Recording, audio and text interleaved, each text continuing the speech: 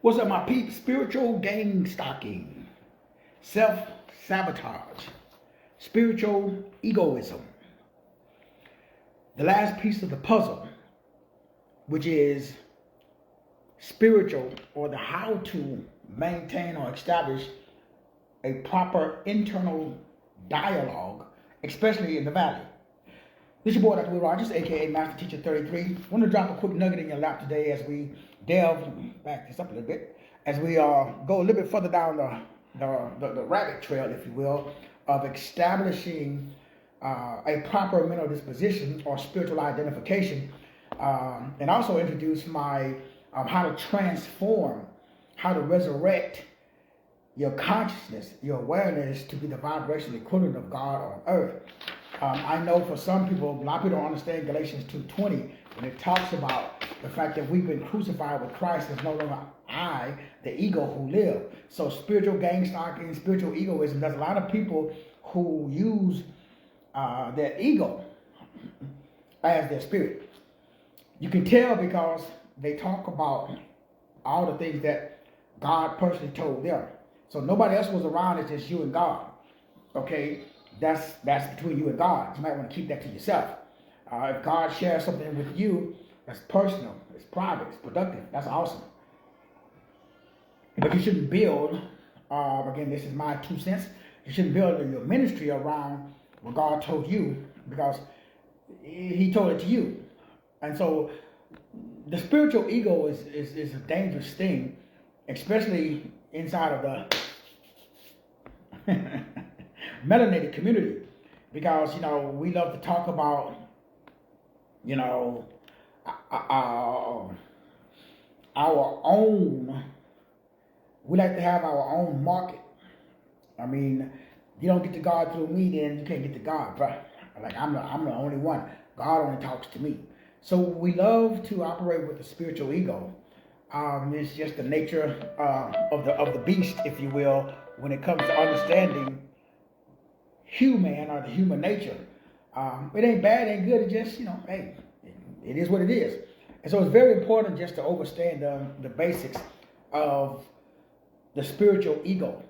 Your ego, when it becomes your spirituality, that's dangerous. Let me turn this around. It's a little better. So your spiritual ego can become very, very dangerous when it's used. Let me flip this camera. Bear with me. All right. I think I got it. Nope. Yes, I do. Anyway, hopefully you're not seeing my Febreze. There we go. Let me load this up. Trying to adjust it so that way everything looks okay for us, like the letters, and so you can see the representation. So you want to wear your identity, so that way, not only in mind, but also in attire. You literally want to wear your identity. And the reason why you want to wear your identity, because you want to have a constant reminder. I want to have a constant reminder of who I am inside of this thing that we call Christos, or Christ, or religion. The ability for you to be able to see yourself the way God designed himself. Extremely, extremely important. Let me check the audio. Extremely important for you to be able to see yourself the way God. Okay, looking all right. See yourself the way God designed yourself. That's what this is all about. And so what I'm talking about is how we should identify, how you should self-identify when it comes to establishing who you are in Christ. And so I finished the book on self-sabotage. I broke that down and talked about that. I have a 6-book offer, the last 6 books that I've done to assist you with being you. Again, it's all about taking this knowledge and bring about transformation. Information is dead. You can go to ChatGPT if you want to get a bunch of information. I'm not talking about just informing. I'm not talking about just information. I'm talking about transformation. Be ye transformed. So I'm talking about renewing your mind. Be ye transformed by renewing your mind. That's the game. The game is about renewing your mind. If you can't renew your mind, then you can't shine. That's what spirituality, that's what growth, everything is about renewing the mind. If you can't renew the mind, you can't shine. Doesn't matter who you are, whose you are, all the other good stuff. Nothing matters if you can't renew your mind. So we all are suffering from self-sabotage. Self-sabotage simply means that we are using our spiritual ego instead of our spiritual intuition.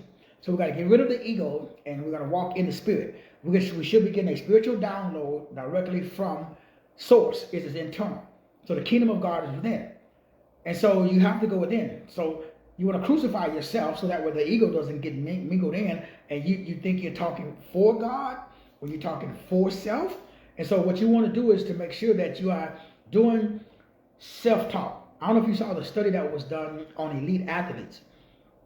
And it was talking about the difference between the elite. If you got the 5-star recruits, right? You go to top colleges, D1 schools in football, like Alabama, Michigan, Ohio State. Everybody's a 5-star athlete. You got 60, 70 guys on the team, and they all are 5-star athletes, the best of the best. So how do you separate the top 10 from the top 100? They did a study, and what they found out, especially in the area of tennis players, I don't know if you've seen the study, but the thing that separates them was remarkable. It was their internal dialogue.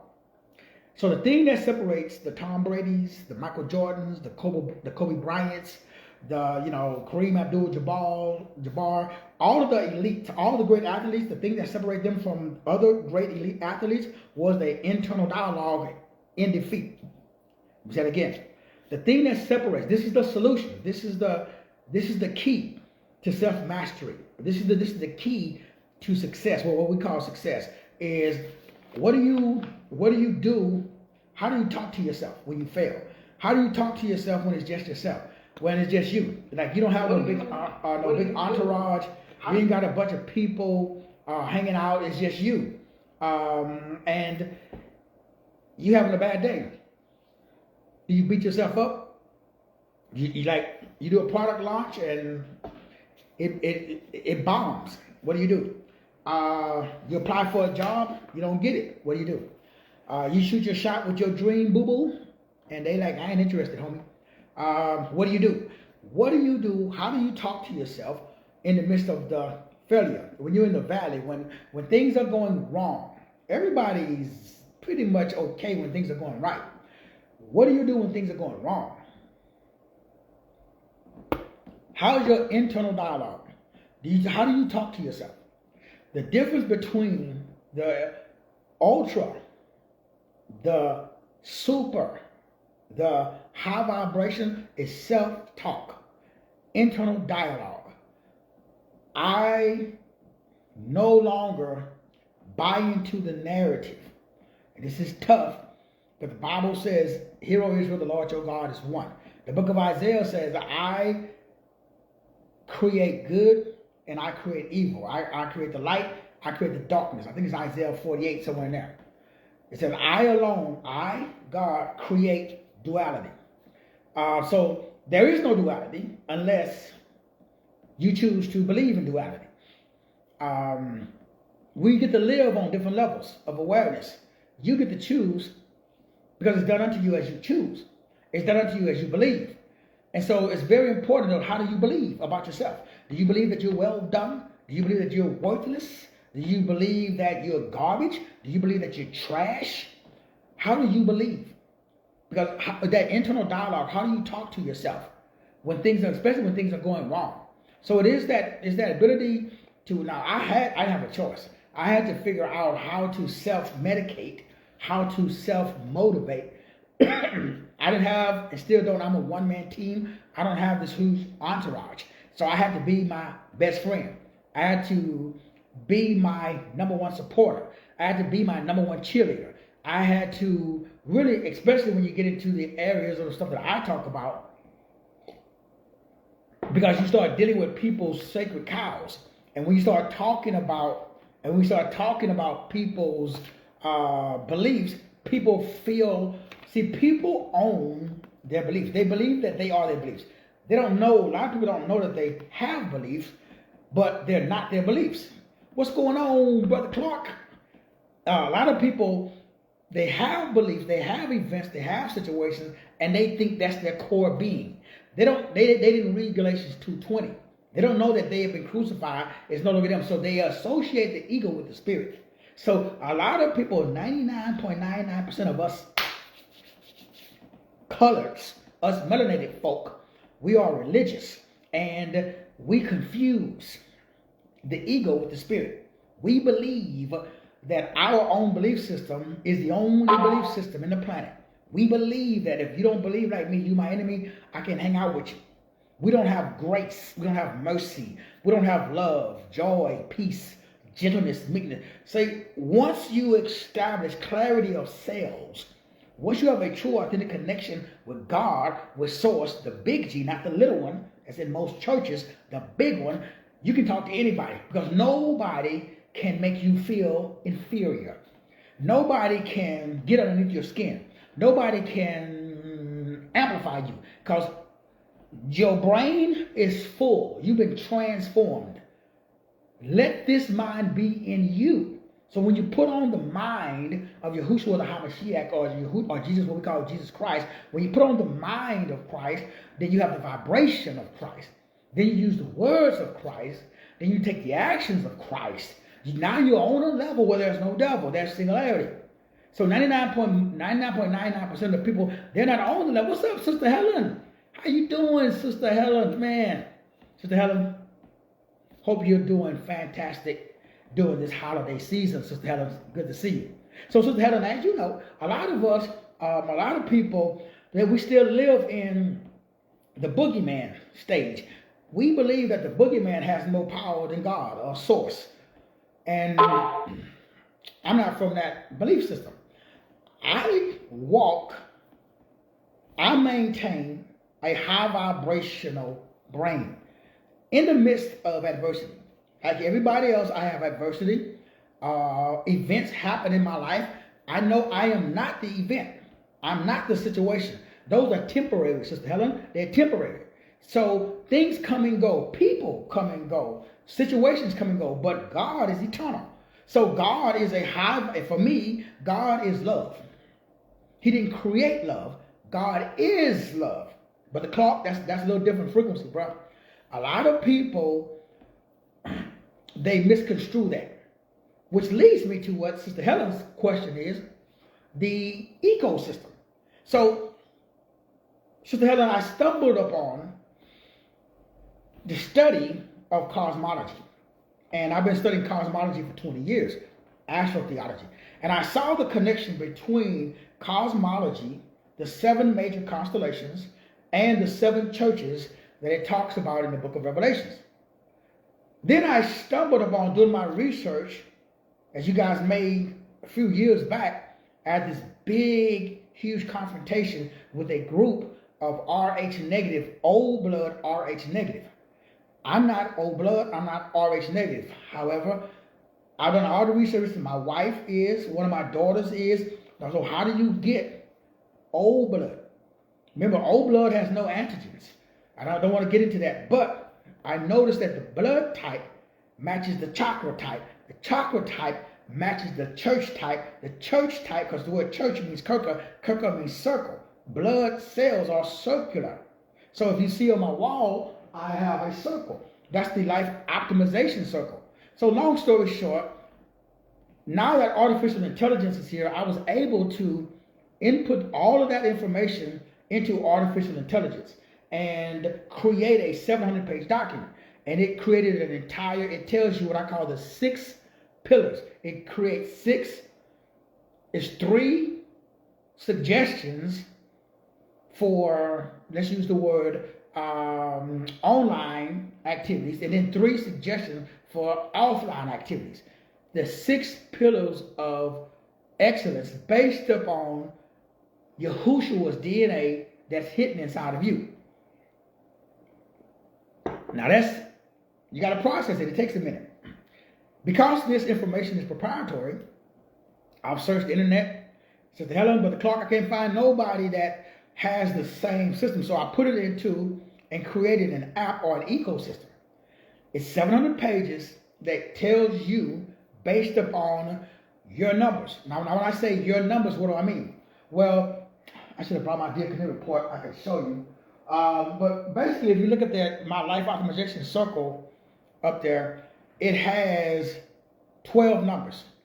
So the first 3 numbers comes from your full name, first, middle, and last name. Well, the first 3 numbers comes from your date of birth, because that's the most important, because that can't change. So they call it the life path number, but it's 3 numbers. So mine is 336. That's why I get the 336 from 30 Master Teacher 33. So the first 3 numbers. So I put the meaning of those first 3 numbers. Again, I can't give you too much information because, like they say, if I give you the milk or if I give you the cow, there's no reason to buy the milk, Sister Helen. So I'm trying to, I want you to buy the milk. So I can't give you the cow. So I can't let go of all my proprietary secrets, Sister Helen. You feel me? But the ecosystem, like, it's so, man. So mine came up as a conscious capitalist.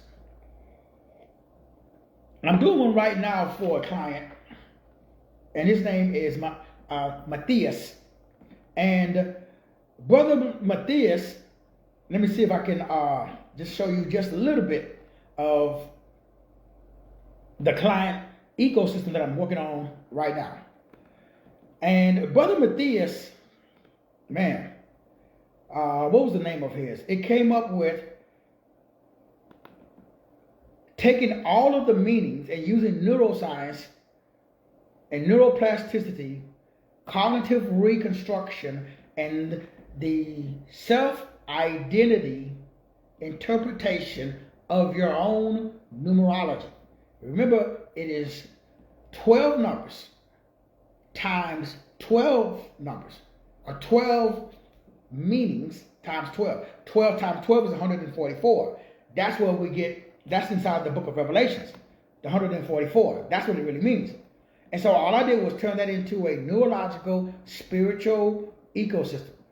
And so when you do that, it creates this, man, mind-blowing report that gives you all this information about yourself, as far as what you should do in the area of business, what you should eat in the area of health, what you should do in the area of health, how you should eat. It also talks about how you learn. There are different ways, different types of learning. And then last but not least, it talks about your love language and how you relate to other people, and how you should relate to yourself. And so each one of these reports is on average between 600 and 700 pages. And it's just the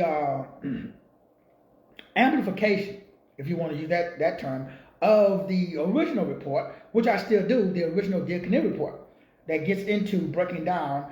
So it's neuroscience, numerology, intuition, cognitive decoding, spiritual psychology, self-actualization, and personal mastery. So that's all included inside of this new report that I call, it is a complete business ecosystem. And what it does is, like, okay, here we go. Here's is called the intuitive analyst.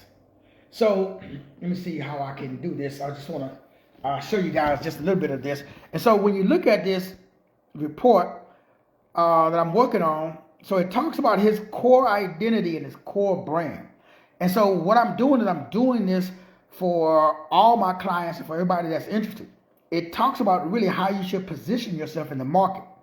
And it says, because this guy's the life path number 1. So life path number 1 means that you are a leader. So as a leader, so it breaks down and it talks about, and it says that he is a intuitive analyst. So it takes away all the spookism, and it takes away all of the, okay, what should I do with my life, and what's my destiny, what's my purpose, what am I good at, what's the best, how should I operate. And then it also tells you your market. Who should you talk to? So in this guy's talk, it tells him he should talk to people that are spiritual entrepreneurs, purpose seekers, high performers, people going through life transition, creatives, coaches, shadow workers, people that's going through some type of identity crisis. And then it breaks down what I call the 6-pillar money ecosystem, where you have 3 passive digital income streams. And then it also breaks down the 3 scalable physical products. So it tells you, it also gives some recommendations on price points. If you look at the chart, it says $19 through $297. And so all the stuff that I've been doing over the years for myself personally, it makes it a lot easier to now do the same thing for everyone else. So what I've been doing for myself, now I'm able to do for everyone else. Now, I've been doing it, but now I'm able to do it with a lot more accuracy. Because now I'm able to pinpoint it based upon your innate attributes and characteristics that God gave you. And since, again, artificial intelligence is not limited because it doesn't have to sleep, doesn't get sick, it doesn't have to rest. And so when I'm able to create this ecosystem or build an entire economy based upon your own personality, it's kind of like Iron Man and Jarvis. The thing that makes Iron Man is technology. It's kind of like the thing that makes Batman. So Batman's superpower is his money, which allows him to create all his toys. Iron Man's superpower is his technology that allows him to create Jarvis to assist him with all of the stuff that he does, the suit, the remember that computer that he has, by he waves his hand. So if you look at Marvel comics and you look at the Avengers and you look at Iron Man movies, they're using their technology to amplify their personality. In my case, I'm using technology to amplify your spirituality. Instead of using technology to amplify your personality, how about using technology to amplify your purpose? That's what I'm doing. That's what I've been doing. But now, because technology is more advanced and technology is faster, it's able to create, like, again, mine came up as a conscious capitalist. That's what I've been doing. I take my consciousness and I use it to create capital.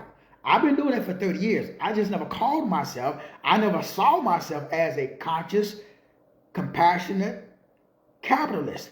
But I've started 28 different businesses. My first marriage, this is I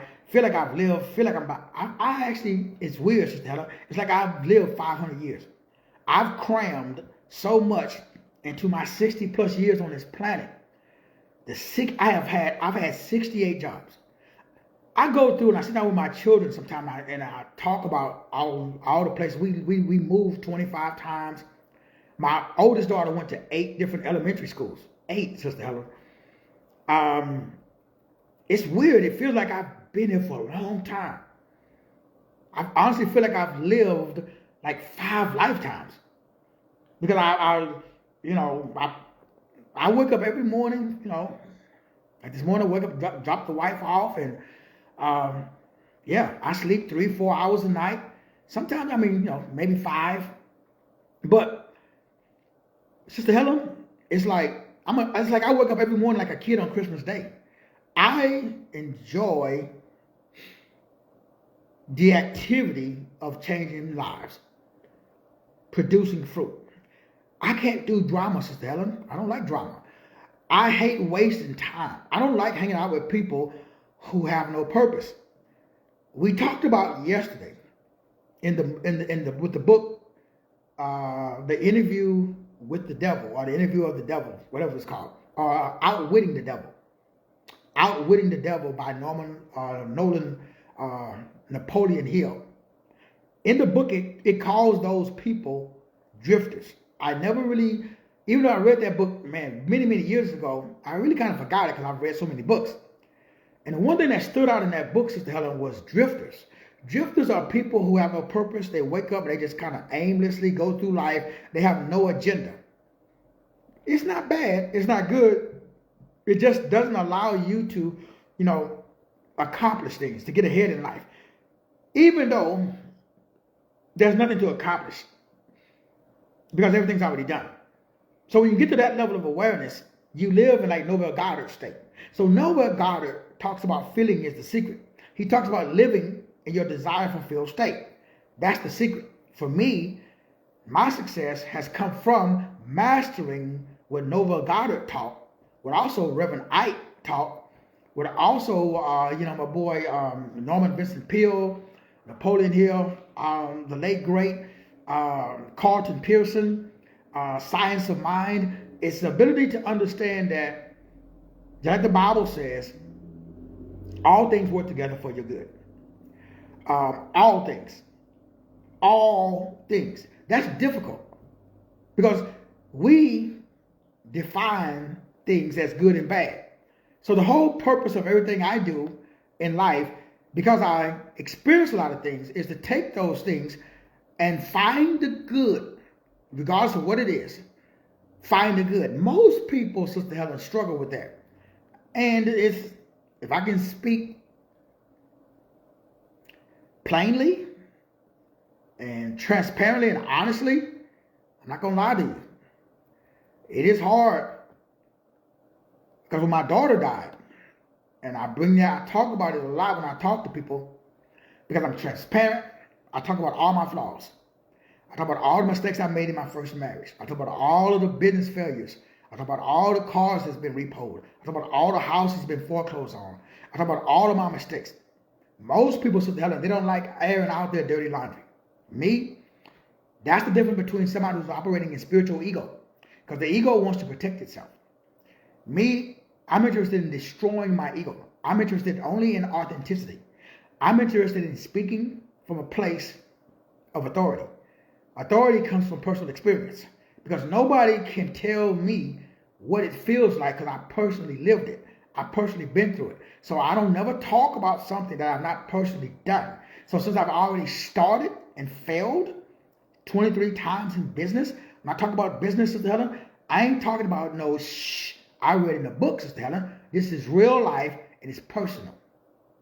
When I talk about growing up without a mother, my mom died when I was little. When I talk about growing up in a cult, a religious cult, now everybody's definitions, you could bring my brothers and sisters, and they may have a different story. I can't speak because I ain't them.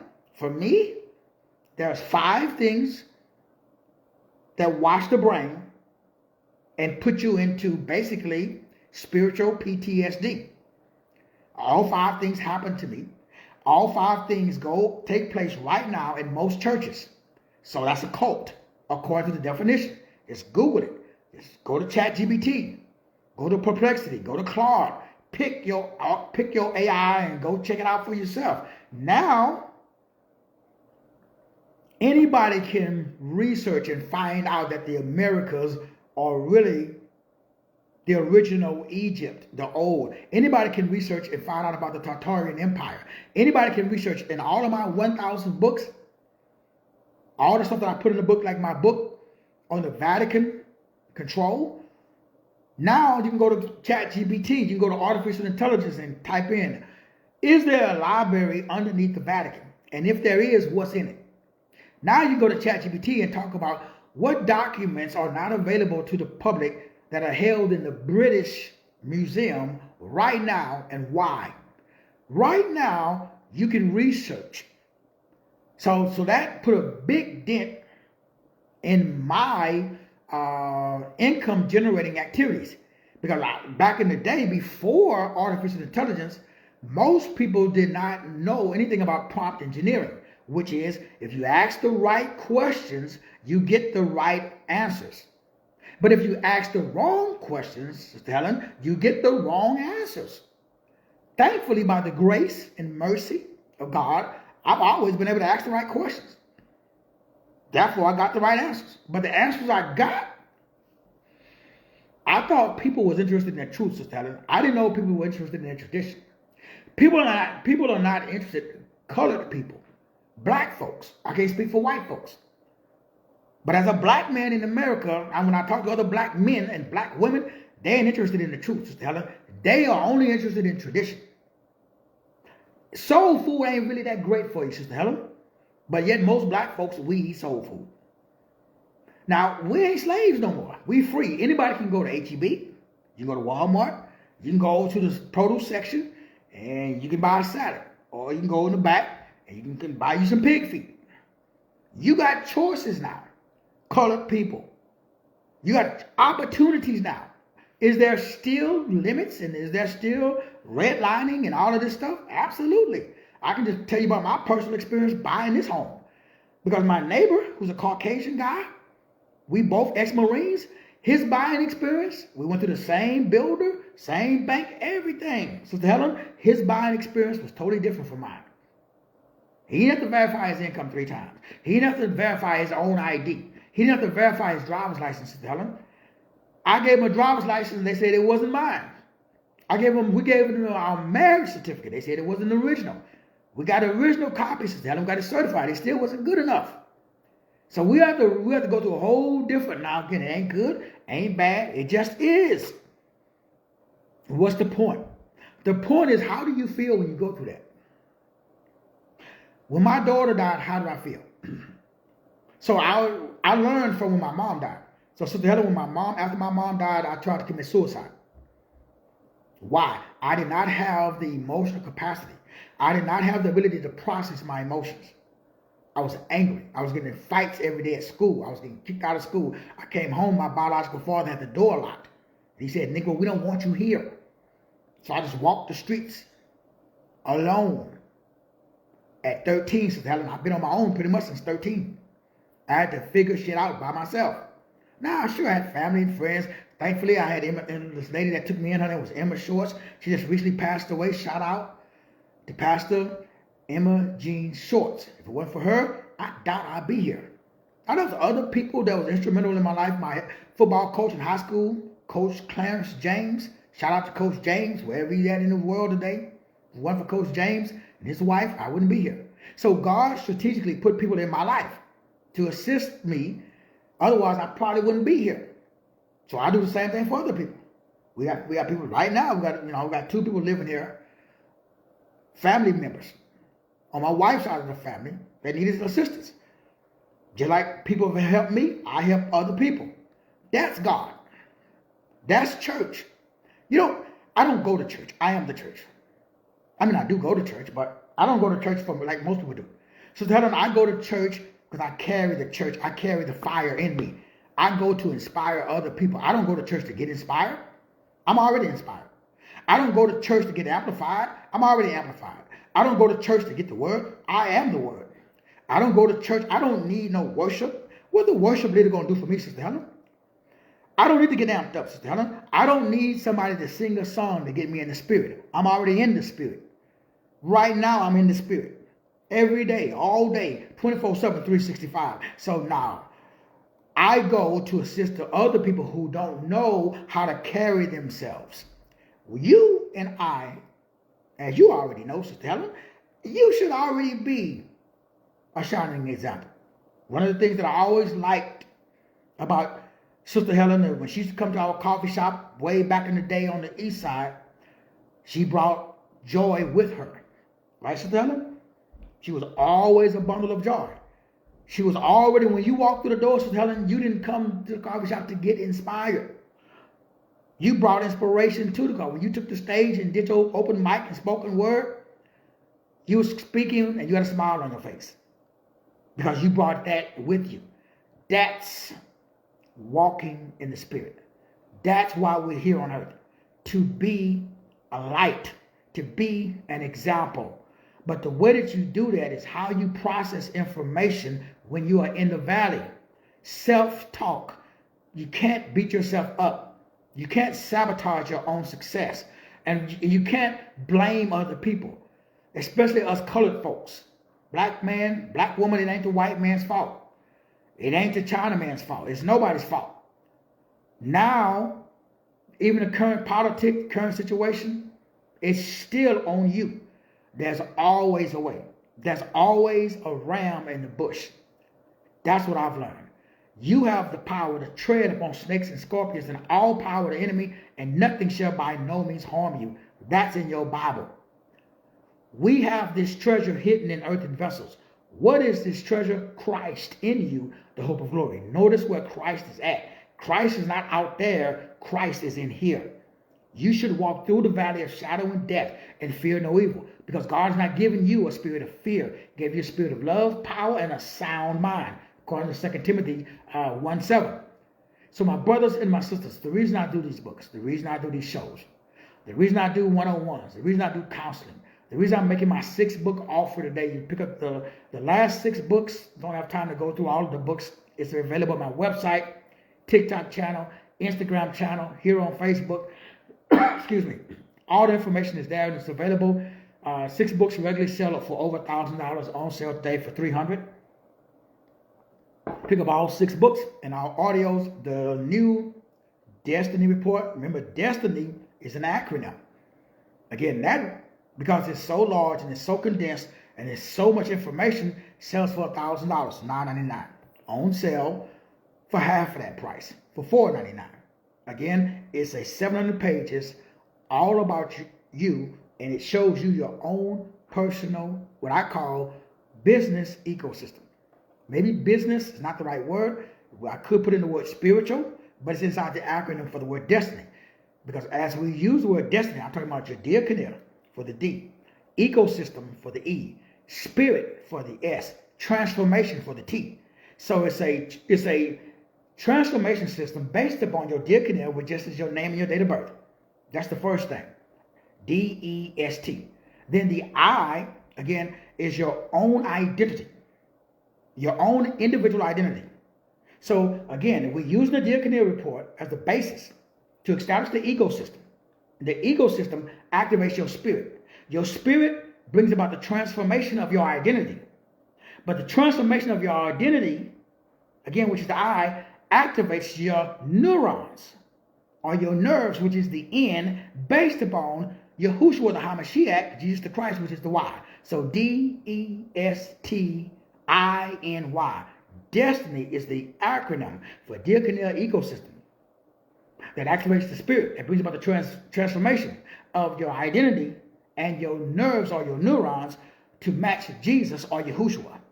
Destiny, 700 pages, 45 chapters, based upon your name and your date of birth and the innate attributes and characteristics that God put inside of you.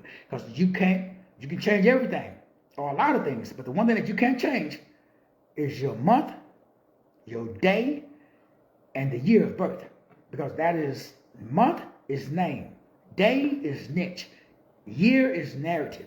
You give me your date of birth, I can give you your entire ecosystem, and then if you know your blood type, we can establish your God type. Blood type God, because blood is slowed down and condensed light. When you speed it up, it returns back to what? Light, a source. So with those two things, your date of birth and your blood type, we can establish your entire ecosystem. So brothers, sisters, man, I love you. Sister Helen, appreciate you, love you. Brother Clark, appreciate you, my brother. Appreciate everybody else that's tuning in and listening to. I love y'all, man. Appreciate you. Guess what? Ain't nothing you can do about it. So sorry. God bless.